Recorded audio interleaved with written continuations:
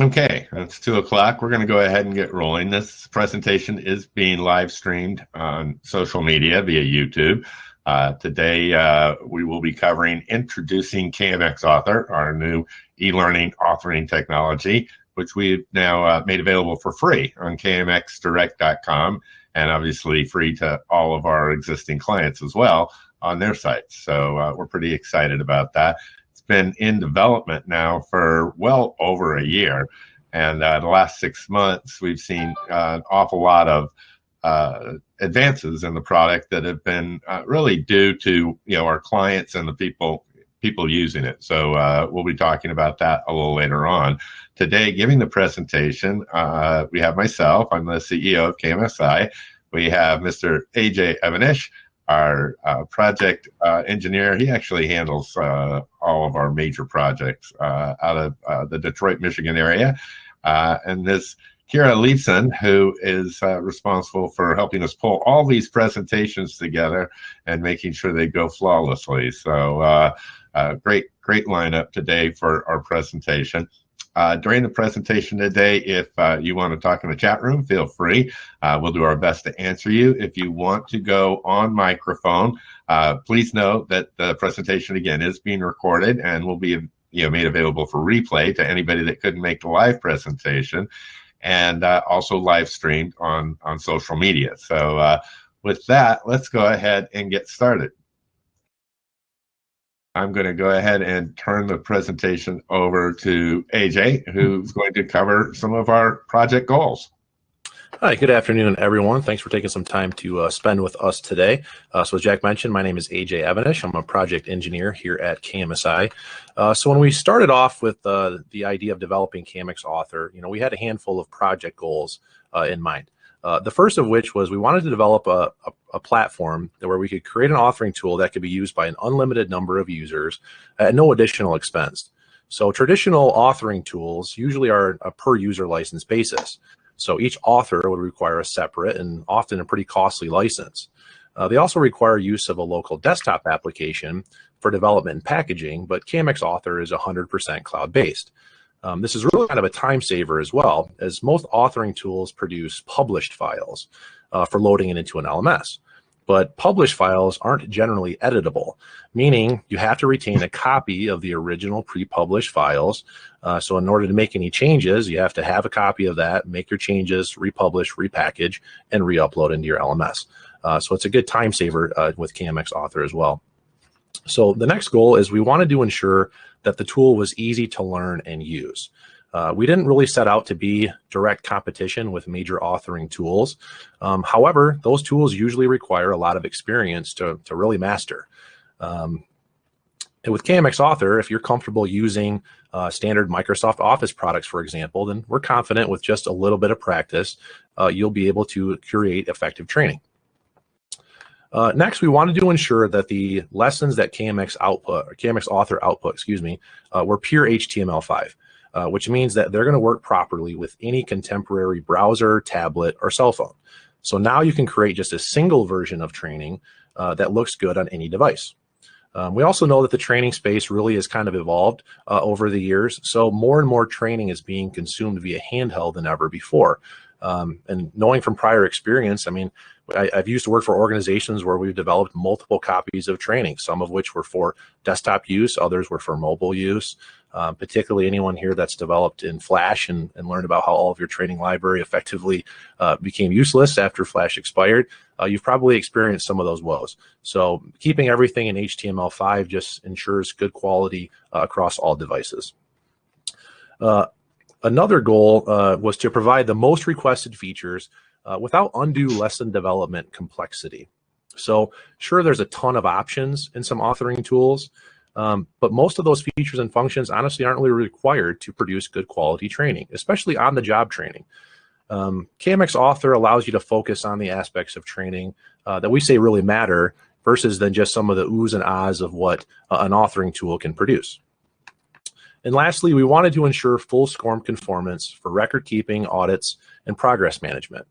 So KMxAuthor produces lessons that are fully SCORM conformant, which means they have session time, bookmarking, scoring, etc. And then since the lessons are SCORM conformant, they're also suitable for upload into any learning management system. But again, I'll take the time to plug our learning management system, which is KMX. And that's obviously what we hope that you plan to use. With that said, I'm going to actually go ahead and then transfer this over to Kira, who's going to talk about rollout and user feedback. Thanks, AJ. Let me go ahead and take control. Okay, so I'm going to talk about some features that we've added to KMxAuthor based off what users said during our beta testing. So in the beginning of March, we started beta testing for KMxAuthor. We had about 40 users from 32 different companies, a third of which are current customers of KMX.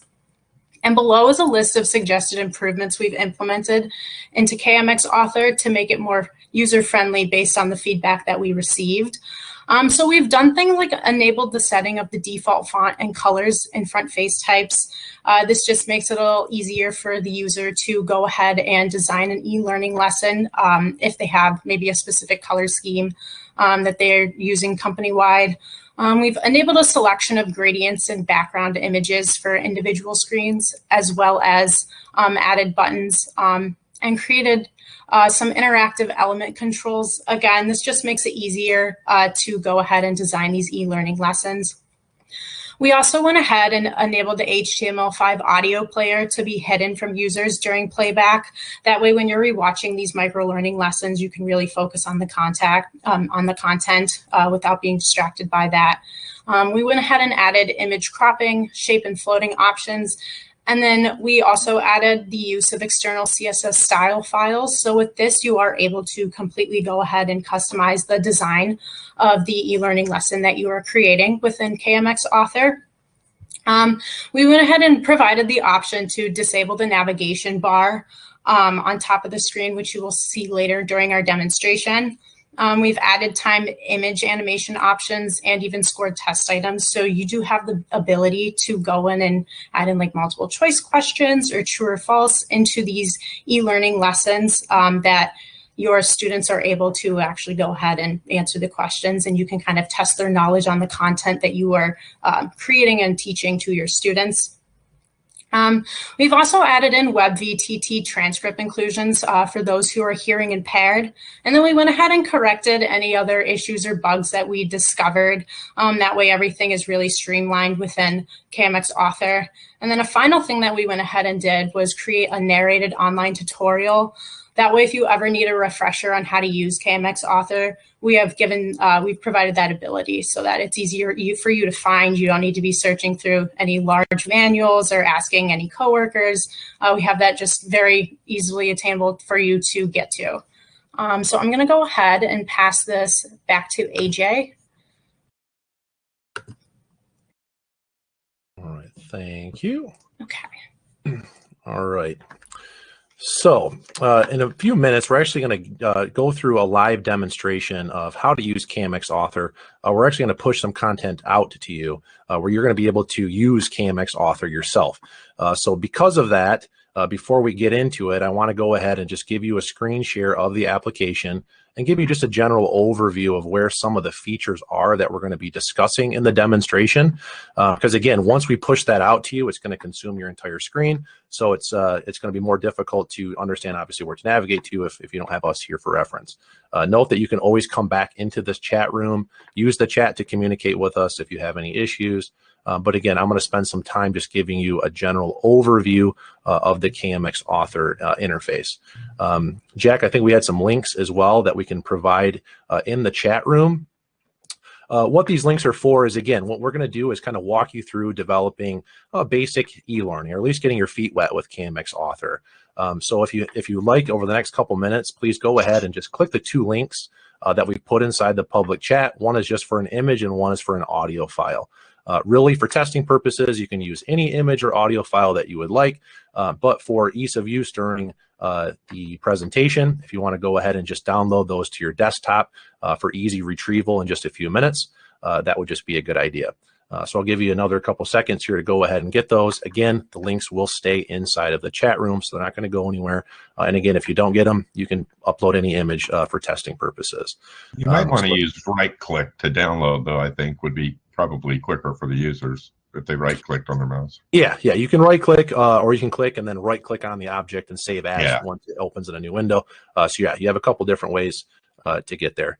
But with that said, I'm going to go ahead and I'm going to share my screen. I think each of us are going to drop off our cameras here temporarily. That's just going to give us a little bit more screen real estate to share with you. And let me show you the KMxAuthor application. All right. So assuming everyone can see my screen just fine here, this is KMxAuthor. Now, some of you may have seen it. To keep in consideration that the site that we're on today, KMxDirect.com, you actually already have access to KMxAuthor, which again is maybe why some of you have seen it. For reference, under the My Training tab, there's a Develop eLearning section, which will bring you into KMxAuthor. So when you're done today, if you'd like to play around with this application, please feel free to do so and to give us some feedback as well. So one of the basic things I wanted to cover with you is right off the get-go, know that there's an instruction sheet kind of here on the top. Now, these are some generalized instructions that give you some key tips and hints. But again, I would advise that you read through this at a later time when you really spend some time with KMxAuthor. The first thing that we'll go over today with Jack is kind of how to set some basic features and functions in KMxAuthor, one of which is your fonts. So you'll notice up here in the right-hand corner under Slide Style Options, you have the ability to establish a base font color and a base font face. So for presentation purposes here, I'm going to go ahead and just change our font to Tahoma, make your selection and click Set. You'll notice that our base font of our body here has been updated. And we're also going to go ahead and change the color, and we'll hit Set on that. And you can see how easily we can now establish a base font. Now, moving forward, as I generate new slides, this will become my default font selection. Keep in consideration that all of this is still editable, right? So I can adjust my base fonts, or if you have line items that you want to change individually, you can just go ahead and select them with your cursor, and you'll notice up here in the top, you have options for adjusting font family, font size, and font color. So all of it is still editable on an individual basis, or again, you can establish a base font for your entire presentation. Right below that, we also have the option to set either a background image for your slides or a gradient. So today we're going to be leveraging some gradients, so I'll show you how that works. First off, you have two boxes that you see here, both of which by default are white, right? So right now you're just looking at effectively just a white background. This lets you select the two colors to establish your gradient selection. So if you select the first box, we can go ahead and choose our first color, and then we'll select our second color here. And once your color is selected, you'll notice that you have a gradient preview inside of this box. You can also choose the direction of the gradient. Currently, we're going from left to right, but we can go from top to bottom or center to edge. Once you have your preferred gradient set, you would like to apply that to your slides, I can go ahead and just select this gradient button here. And I could do apply all here, which keep in consideration, if we apply all, it will also apply it to your navigation buttons. Or if I want to apply it to the body of my presentation, I can type in body, click apply, and now I've applied a gradient to my slides. Next is just adding slides, right? So what you're seeing here is just a single slide presentation, and this row is representative of slide number 1. You'll always notice you have a slide reference number indicated here.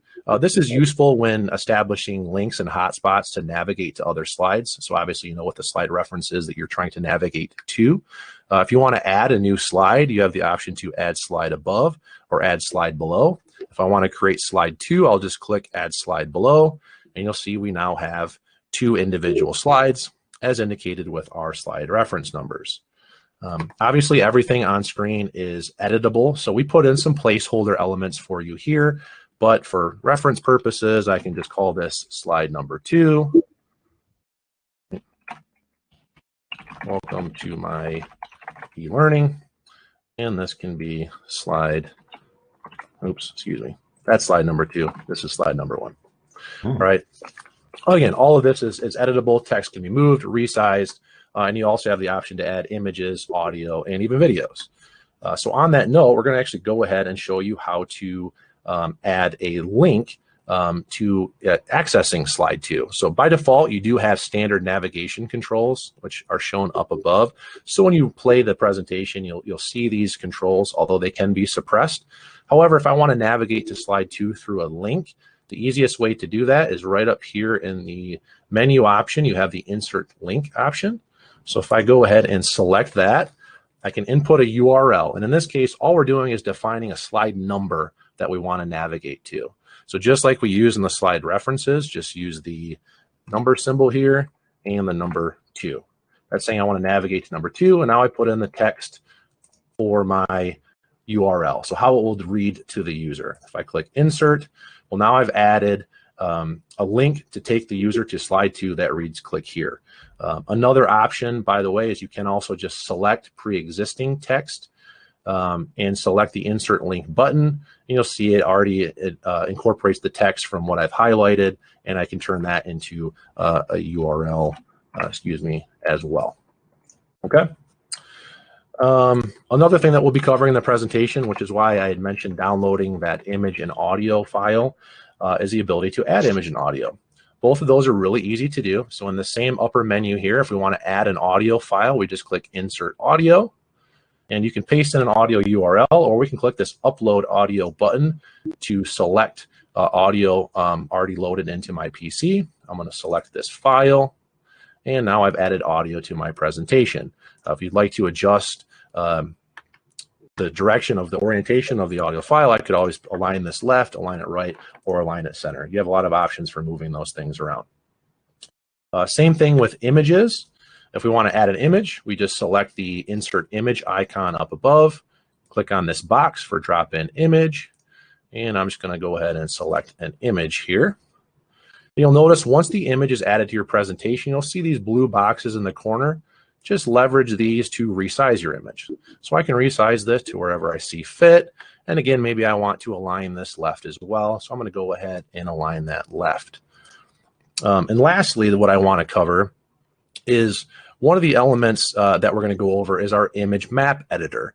Now, to access the image map editor, it's actually critical first that after adding an image, we need to save our presentation. Now, you'll notice I just clicked the little save button on the very bottom of the page here. However, we recognize that if you have numerous slides, numerous slides in your presentation, you may not want to scroll all the way to the bottom. So a quick little thing that you can actually do is hold the Control key and click L. So again, that's Control L, and that will perform a quick save. And we actually have that identified up in the instructions as well.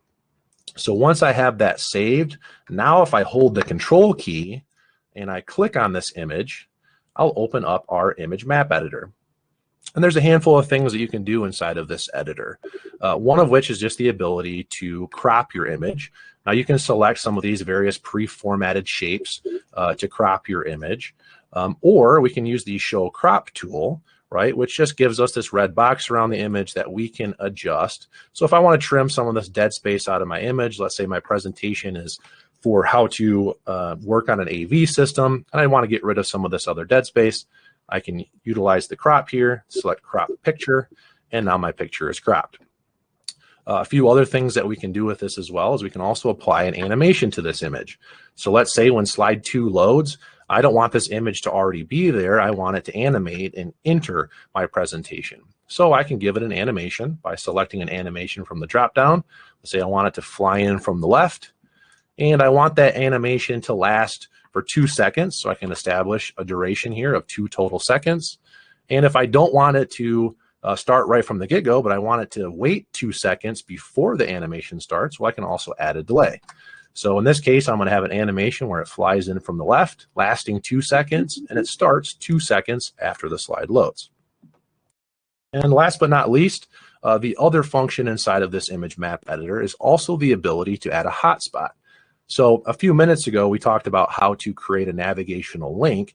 Well, another means of being able to navigate with KMxAuthor is also with the option of including hotspots. So if I click this Add Hotspot button down below, you'll see this little box that appears. This is representative of my hotspot. Now, again, this is fully adjustable by just clicking the corner and dragging. So let's say I want the user to have to click on the television to learn more information about it, right? I can set my hotspot box to this size. You'll see that this represents hotspot number 1, which is here in the corner, because again, you can add multiple hotspots by clicking add hotspot. And let's say if they click this, I want to take them to slide number 3. I realize I don't have a slide number 3 yet, but I think you get the idea. So I'll just go ahead and put in number 3. Go ahead and click update. And now inside the image map editor, again, we've done a crop, we've added an animation, and we've created a hotspot on this particular image. Once I've done that, I can click done. And now all of this is completed. So with that, I know that was very, very quick. However, now Jack is going to walk you through another guided tutorial where you'll be able to experience KMxAuthor yourself. So I hope that was a good enough demonstration where it gives you a general idea of where things are laid out. But again, like I mentioned earlier, we're also very confident that if you just spend a short amount of time with KMxAuthor, you'll find it's very easy to navigate and use. So with that said, Jack, I'm going to go ahead and pass it over to you to continue on with the demonstration. Thank you, AJ. Go ahead and re-enable my webcam here.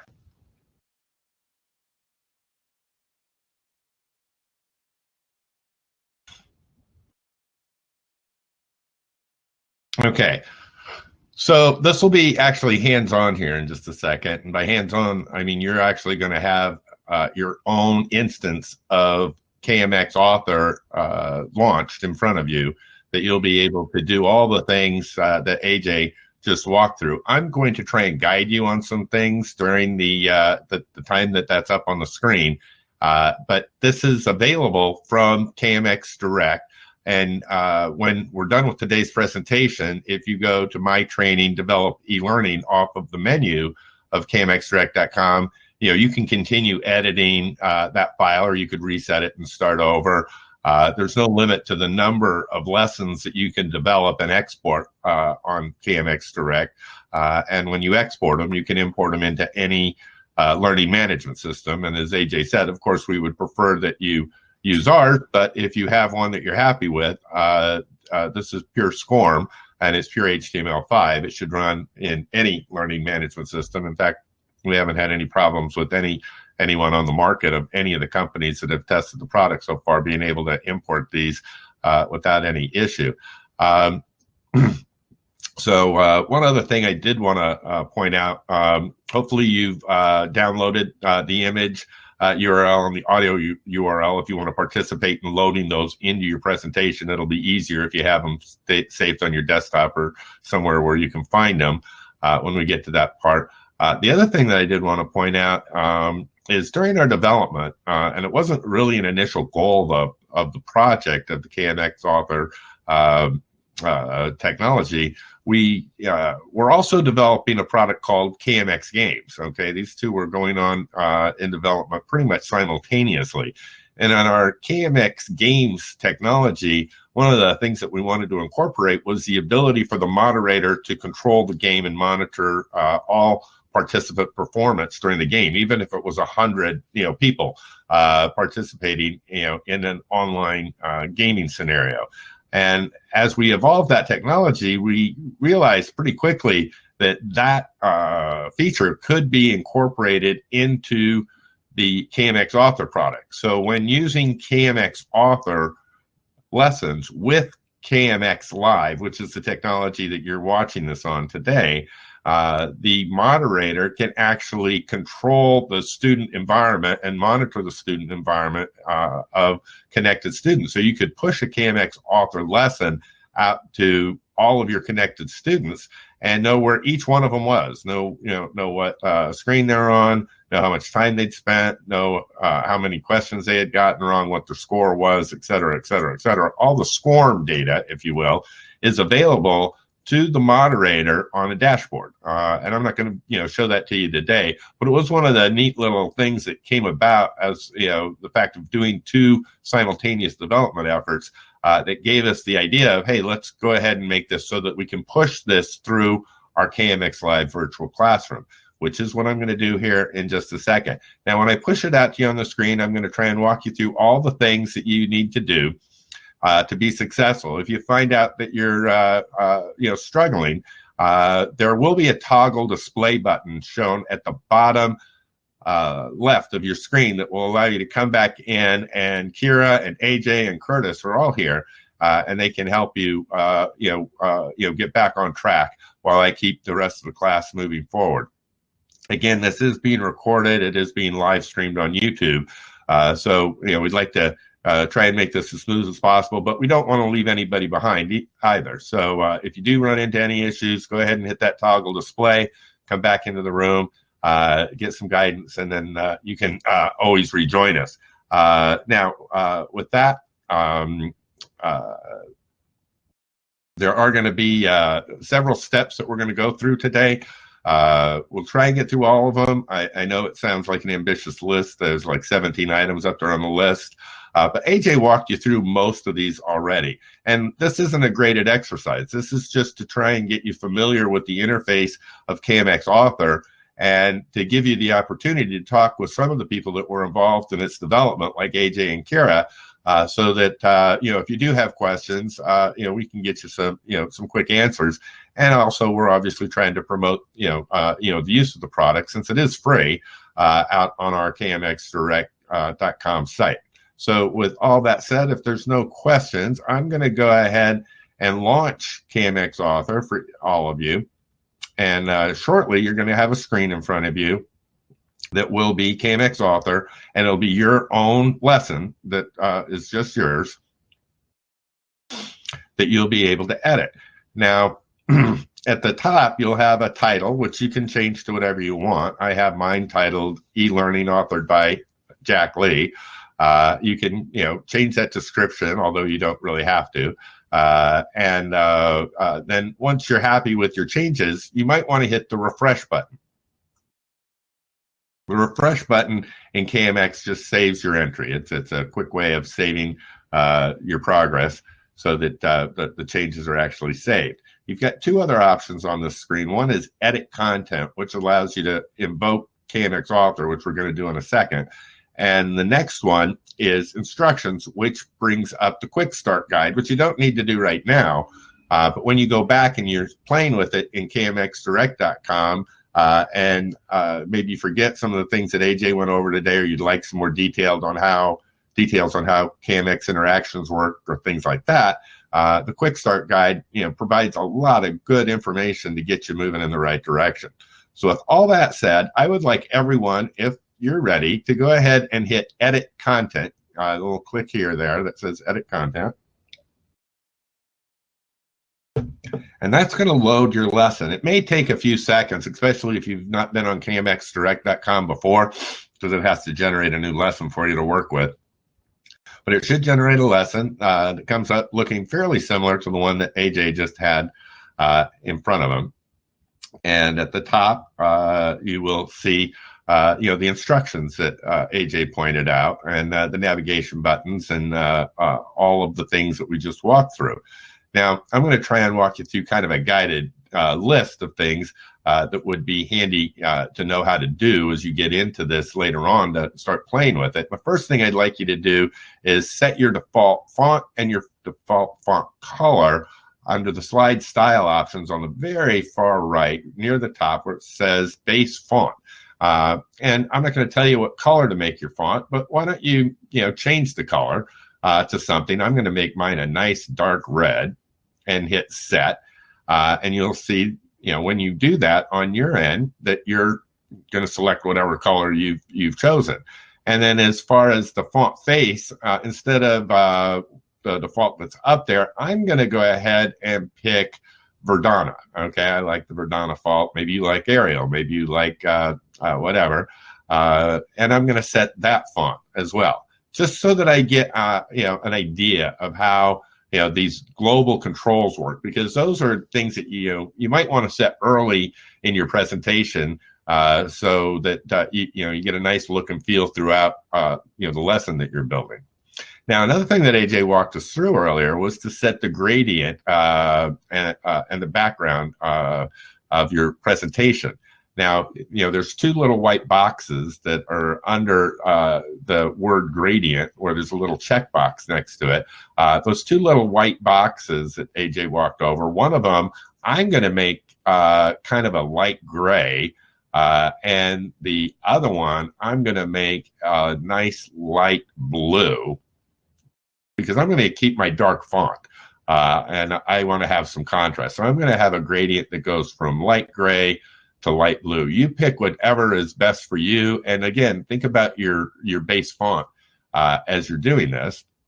And if you decide you have a nice pretty gradient and you need to change your base font, well, now you know how to do it. And once you get your color and your gradient preview looking the way you want, that little checkbox next to the word gradient, go ahead and select it. And then down below where it says apply, it currently says all. I want you to type the word body in there, just like AJ did during the presentation. And that'll apply it to all of our slides, and any new slides that we add to the presentation, but it won't apply it to our buttons. So we're going to go ahead and apply that to body. And if you've been successful so far, you've got a nice gradient, you've got one slide, and you should be ready to go with creating the next part of our lesson.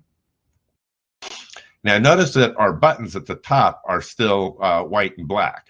We could have applied that gradient to buttons, or we could have applied it to all.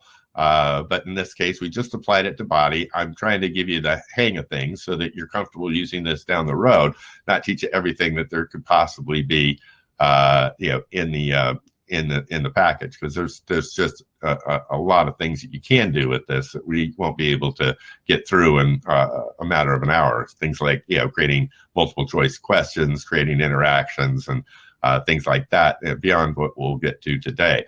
The next thing that I would like you to do is, you see where it says slide title on your screen? Why don't you change that, just so you know what it is? Highlight that whole thing and say, this is slide 1. Just so you remember that that's slide 1. Even though on the far right, it gives you a slide reference that tells you what slide it is. I always like to know what slide I'm working on when I'm playing around with this thing. Now, if you've gotten that far, then the next thing I would like you to do is over on the far right where it says add slide below, which will be on the far right near the bottom. There's a button that says add slide below. Go ahead and add a slide below slide 1, which of course will become slide 2. Now, KMX takes care of the numbering and the resyncing of your slides and links should you add or delete slides. But for today's quick walkthrough, I would just like you to be able to very comfortably add a new slide into your presentation.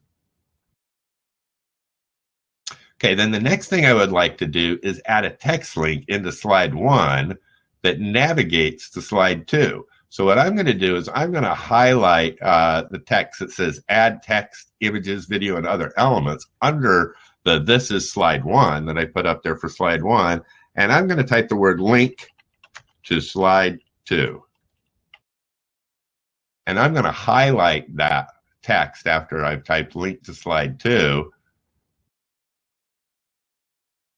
And I'm going to add a hyperlink to this by going up to the menu and adding my hyperlink into the presentation.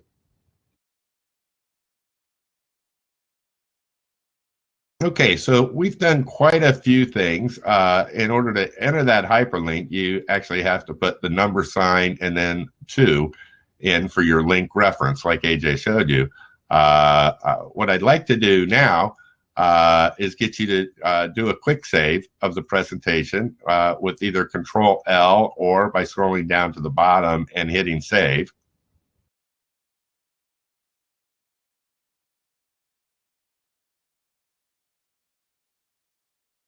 And when that completes, the little circly thing going around, I'm going to ask you to close the window.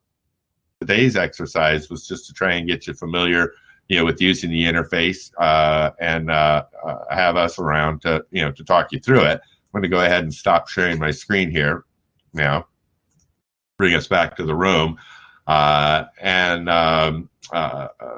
You can go through now after we're done today and do some of these other elements that are available. We've already eaten up most of our time for today's presentation, but I would like you to have the opportunity to play with that. So feel free after we're all done today with the presentation. So with all that said, now that we've eaten up pretty much our whole hour here, I would like to save some time at the end for some discussion and get some feedback. I'm going to go ahead and re-enable my camera.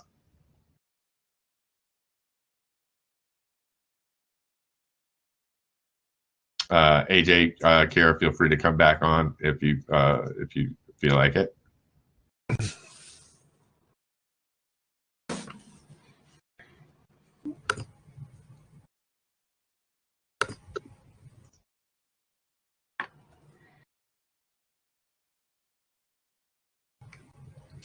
So we've tried to make a very capable cloud-based e-learning development system that's also available at no charge.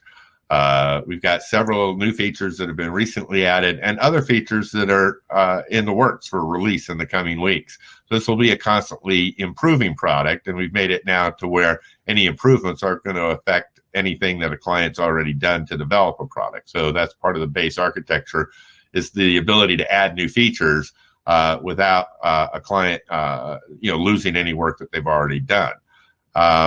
It's fully integrated with our virtual classroom technology for the delivery of e-learning content with moderator control. In a future presentation on this subject, we'll go ahead and launch some KMxAuthor lessons and let you see how the moderator can monitor and control student progress of a lesson that you've developed with KMxAuthor if you want to do a blended learning session with live and self-paced components all at the same time. We've already, again, provided it to all of our customers for unlimited use as a free update, and it's available on KMxDirect.com for free. So we hope you'll take the opportunity to give it a try, play with it, export a course, load it up into your learning management system, and give us some feedback. Because obviously what we want to do is create a constantly improving and evolving product here. The goal, again, is to enable anyone with basic computer skills to develop e-learning lessons that can allow them to focus their time not on things like on-the-job training, or rote procedures that new employees need to understand, or policies or processes that have to be constantly retrained to allow people to actually develop an e-learning lesson that can crystallize that will allow them to free up their time to be more productive in other things. So we anticipate that many organizations will adopt the product and hopefully by making it available to the public for free, evolving it through user contributed suggestions and feedback, they'll actually consider upgrading their learning management and virtual classroom technologies to KMX. So with that, I'll leave it up to the audience here to give us some feedback or ask any questions that you might have. AJ, did you want to add anything to that? No, other than just one little tip in playing around with the application. We showed you some navigational links and hotspots. Just note one little useful feature as well is if you actually use the number symbol and the letter B, that will represent a link or a hotspot that will take you back to the slide that you are on. So again, just a good little use case. If you're developing slides, you don't have to navigate from just point A to point B. You can come back to whatever slide you are on again by using the number sign B. That's some good feedback. I've seen people use that for more than just remediation. I've seen it used in a simulation where they have a timeout. And I hadn't thought about that as a use for that B back. But in simulations where you press the button and a process happens, and you want to go back to the button, that was a pretty neat use of the B that I hadn't considered before. So clients teach us stuff all the time, and they teach us stuff all the time, and they find new ways to implement your technology. I don't know if you can hear in the background here, but we're having a heck of a thunderstorm here in Washington, D.C., where I'm at, and my lights are flickering. I keep wondering whether I'm going to lose, internet. I'm broadcasting from my home library right now. And I know I had a couple of jitters there during the presentation where my lights flickered. I had to quickly scramble to get to make sure I was back on track. But hopefully the weather up in Detroit and Tampa isn't quite that bad. Well, it actually looks like it's about to storm here as well, believe it or not. So hopefully there's no bad juju that's going on, because looking out the window now, and we have one brewing here as well. I'm quite shocked at how quick that came on. Karen, did you have anything that you wanted to add today? I don't have anything I'd like to add. Okay, good. But you don't have a thunderstorm at least. No, but sometime soon, hopefully, because we get our 3 o'clock showers every day down here. Oh, yeah. I'm just glad I brought my dogs in before all this started. Okay, so back to our audience here. If you've got any comments, now's a good time to put them in the chat room. If you'd like to talk on camera or have your audio live, just let me know. I can turn your microphones on for you. I did put a link into the chat room that takes you to some tutorials that we've started building out on YouTube that allows you to learn the product a little quicker. Feel free to click on those, and they should help you learn how to use the product a little faster. We'll be adding to that library of tutorials over the next couple of months, I'm sure, as we get feedback and improve the product. I just heard some thunder. Yeah, it's right outside my window. It's really loud. I'm surprised that I still have internet, honestly, with the lights flickering like this. I see Yvonne is still typing. Great. Okay. Since we've eaten up about our entire hour here, if there are no other questions, I will let you guys get back to work. I'm going to go ahead and suspend the recording here. And we'll terminate the YouTube stream, and we'll be thankful that we got through this without losing power at my house. Absolutely. Thanks, everyone.